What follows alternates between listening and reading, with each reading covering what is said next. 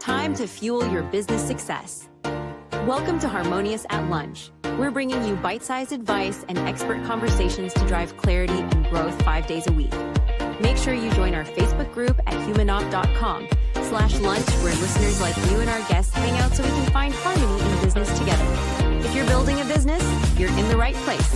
Let's dive in. Welcome back into some more bite-sized business advice. In today's episode, we're going to talk about scaling your business. We're going to talk to a business owner, a leader who helps brands, big brands, scale online, on Amazon, on their own websites, getting into Walmart. It's going to be an interesting conversation about business scalability in general. So Joshua Lee, welcome to the show, and thank you for being here. Thank you, Brandon. Super glad to be here. Thanks for having me. Yeah, I'm excited to dive in. As we were kind of chatting before we started recording, the last thing you said to me was where I want to start this episode. You're talking about leadership and how that's kind of the only thing in business. So this plays into scalability, because if you're not a good leader or you don't have good leaders in your organization, it's just going to be really, really hard to scale. So tell me about your personal leadership journey and how you ended up finding that out, because I assume it was the hard way. Yeah, absolutely. Thanks for asking. So I think it always starts in a leadership journey. It starts when you grew up, where you grew up, how you grew up. And I just celebrated my 33rd birthday a couple days ago. And Wait, hang on. I did too. What day is your birthday? Really? June 6th. Oh, mine's June 1st. We're a couple days apart. I love it. Yeah, dude. So 33, you learn a lot. You realize you're not invincible. You realize that you're not immune to physical, things that might happen to you, physical health issues. My leadership journey is just beginning, in my opinion, because when I grew up, I didn't really have a good, I grew up in Anchorage, Alaska, and I didn't have a great model for leadership growing up in my home. Love my mom and dad, respect them, but just the cultural differences, being a Korean American, and a lot of times in the Asian cultures and other cultures, the dad is more distant and doesn't really give you that sort of upbringing that you might want, kind of like the training aspect of it. So, once I went to college, once I started working, I realized there was a big gap in the leadership aspect. I think so. In my 30s, I would say that is when I started realizing. I've got 2 young kids now as well, so that probably triggered something too. But that's when I realized that I am a leader, and most men and women are leaders. And if the sooner you realize that, the sooner you're able to start the journey of leadership, because it is never ending. And so, now I'm the founder and CEO of First Light Studios. And as you're mentioning, we help legacy brands grow online. With the transition of D2C, we're finding that a lot of companies that, say, grandma and grandpa has, or maybe your great grandma and grandpa started, they're beginning to languish or flatline in sales because a lot of that is going to online. And so there's a gap between knowledge and business model. It's a B2B to B2C. And so we help them start that, grow that, consult, and figure out how to do that. And so I would say leadership is a joy, but it's super difficult. Yeah, that's one way to say it, for sure. Yeah. I like how you talk about that too, because it's, regardless of your position or your experience, we all lead something. If nothing else, you have to lead yourself. Yeah. You have to lead your customers in some cases. So it doesn't matter how many people report to you to be considered a leader. Mm-hmm. It's important to understand what that term really means and how to do it effectively. So different podcast, different episode, but I like to start there, because now moving into kind of the clients you serve and leading them effectively, you're talking big brands potentially who are used to one business model. They're coming to you for help to get in front of a massive number of people where maybe they only have like 4 clients. I'm sure that's happened. And now they're trying to get in front of billions, I would think, on Amazon. Um, what does that look like when you're talking to a brand to analyze if they're ready to scale this way, if they're even capable of changing their business model? What's that conversation typically look like? Yeah, that's a great question. And when we drill into it, we do go through retail readiness playbook, if you will, to figure out if they are ready to go online. But before that, it does begin with the team itself, and usually the founder or the group of the group of owners now, usually the kids of the founder, um, and it starts with a decision from them. A lot of times, the the group that's owning it or running it, they don't want to go online for many different reasons. Feel like they might hurt their wholesale relationship. So in the past, if you sold online, you wouldn't get picked up by a wholesaler, maybe distributor. But that's changing now because those wholesalers and distributors, they're the ones selling on an Amazon or a Walmart now. So as the brand owner, we believe that's actually your channel to own, control your brand, control your pricing, and really increase your profit margins by going direct on that channel. It's not that much more work, and so it begins with the owner. Do they want to go online? What do they want to do? Do they want to bring someone else on? Because when you're nearing the end of a journey, particularly for legacy brands, thinking about retirement, thinking about next steps, wanting to preserve what you built, um, there's a different thought process around that than wanting to grow exponentially. Um, so, like, if I was running the manufacturing center, I'd be like, hey, let's set aside the next year and grow as hard as we can. It's a different stage of life, different desires. And so there's got to be a need for it. The next part is moving into kind of a 9-pillar assessment that we have. Everything from financial strength. So there has to be an actual business case where you can profit online. Some products may or may not work just due to the cost of shipping to the end customer, due to the current COGS, labor costs, the cost of raw materials. Some industries, it just doesn't make sense right now. Tariffs right now, tariffs are a concern if you're manufactured overseas, and you've got a bunch of different costs. But we go through with typically a 98% accuracy on what your P&L would look like if you started selling online. And then we move up the chain and we go through, strategic assessment, taking a look at your competitors online, how much market share they have right now, and if you can make a dent there. Taking a look at your digital assets, if there's any, and I like that. That's cool technical difficulty during the show. We've never had that before. yeah. I'm in like a little phone booth, so it just turned off. I love it. And then we'll take a look at different aspects and layers, with the last part being strategic. And that's where we look at the next 3 to 5 years and say, hey, we believe, say you're at like 500,000 a year right now, or say you're at $1 million a year online sales. We believe we can get to 5x doing these, and we'll create a budget for you. We'll create a plan for you. We'll take a look at what are the people needs internally, who needs to run this, where the gap is, if you need to hire somebody externally, someone like our group to run it for you and report on your behalf and work with somebody at your company. That's what we do. We go through the entire assessment and make sure that it's actually going to be a viable option for those companies. So, which is way better than just putting products online and hoping they sell.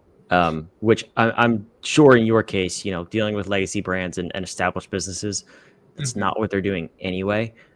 But a lot of people just think you can toss a product online on Amazon and you'll be a millionaire, not accounting for all of the other factors involved.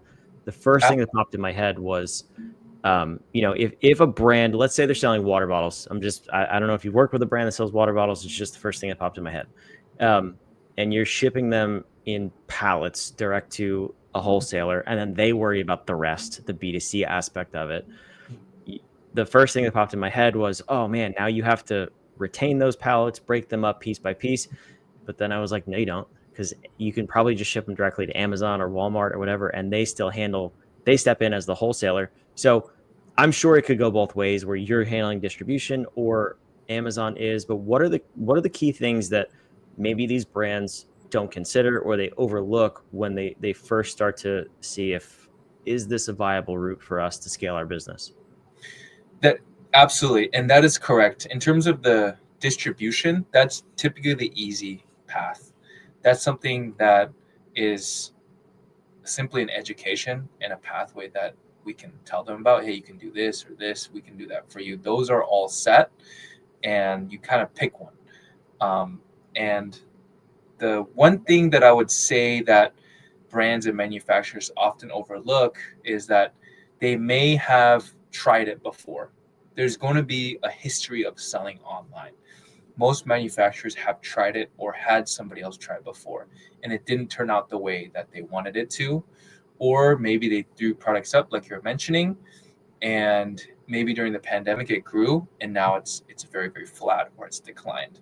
And the reason is you have professionals, you have groups like ours, you have wholesale and distributor groups that are really good at the channel, really good at selling online.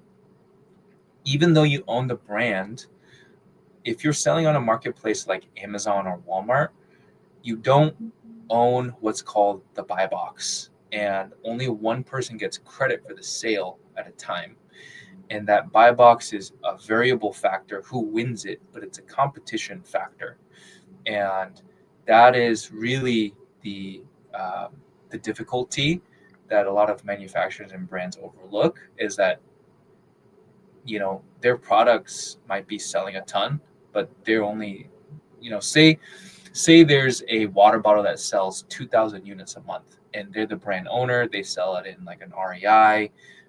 They sell it in specialty athletic sporting goods stores. um, you can see on Amazon it sells 2,000 units per month, but you're selling it yourself, you're only selling like 20 units. The reason is you you may have a gap in how to win the buy box. And um, basically, the buy box, how it works is you win it by typically lowest price, highest seller score. So you have a long history of selling on Amazon. It's an algorithmic based approach. Lowest price and fastest shipping speed is typically heavily weighted. So that's going to give you more preference to winning the buy box. But there's like a bunch of other factors that go into it. And so if you're a brand and manufacturer, you're not thinking about that, or you are, but you just don't know what to do. And so you can go and learn it. Go online, go on ChatGPT, go on Google, and learn it yourself. Um, but by the time you do that, and what companies need to understand is that there are groups like ours, internal teams that are doing this full time, and so it's going to be very difficult for them to grow it, if they want to take that path forward and really make a meaningful online business, really build a meaningful online business. Um, what I would recommend is looking at the sales potential and creating a plan from there. So a lot of times, if you're a legacy brand, people are already searching for your products and they want it, and they're already buying it. If you're able to estimate and find, if you're able to find an estimate of how many units you sell total across your entire catalog, that'll give you sort of your top line sales numbers. And then you can kind of work backwards from there in terms of, is Amazon a viable path? And if so, we can capture this much sales right now. This is excluding growth. So the investment you may make into advertising or branding, which we always recommend to win more market share, that's one thing that they can do right now. That makes sense. I'm curious. You talked about, I think this was before we started recording, but that Amazon is the largest retailer and 50% of online sales come from Amazon. So every other order placed online goes through Amazon. That That's correct. kind of blows my mind. I mean, it makes sense conceptually, but still, you think about the vastness of that number, it's Mhm. crazy. That being said, there are name brands and everyday brands. I go to Amazon first. I'm sure you do, and most of the listeners do, to look for things.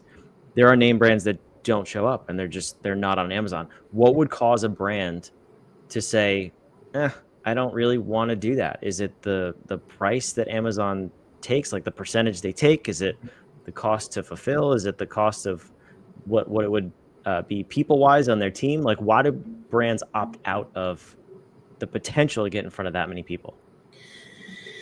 Absolutely. I think when we're talking about legacy brands, there's a fear of the unknown. So there's a fear of doing business online. There's a fear of angering your current manufacturing. I'm sorry. Your current wholesale distributor partners. And then there's a fear of not understanding what the unit economics look like for selling on an Amazon. But you are correct. Amazon basically has 1 out of every 2 orders, online orders in the US. So all those UPS, USPS, Amazon trucks you see out there, that delivery guy is, 1 out of 2 boxes is Amazon related, which is crazy. I would say it's really the fear of the unknown, because there's really not a clear, uh, they just don't. A lot of times there's an unknown in terms of what it takes to sell and how to succeed and how much it costs. And those are very simply laid out. And that's a process that we have. That's a process that you can, look up on Amazon as well. But you just have to put in the work into aggregating all those costs and organizing all that together to tell the story. But you know, you know, first step is to understand those costs and see if you might be profitable on an Amazon or Walmart. A lot of times the answer is yes, absolutely yes. And then the second is figuring out what it takes to succeed. I mean, that's kind of just really 2 parts of it. And then once you educate and once you start eliminating that fear of the unknown by presenting data and showing that, hey, your products can do really well online, they kind of are, but you can actually make a lot more, and excitement starts to come. So the fear turns into excitement. And that's sort of my role whenever I speak with a new prospect or a new client. An example I can share with you is we have been working with the client. They're number one manufacturer in a subcategory in the arts and crafts industry. Joann's shut down. They have been doing online sales, but the majority of their business is brick and mortar. So selling into like a Joann's or a Michael's, a retailer like that, and different moms and pops across the U.S. And when we started talking with them, they said that they tried multiple different things. They hired consultants before. Their sales were in the low millions annually. We started working with them and we took a look at their catalog, hundreds of SKUs. But for us, we put together a game plan depending on what the owner's priorities were. Was it profit? Was it market share? Was it simply to look good online? So just have a great brand online.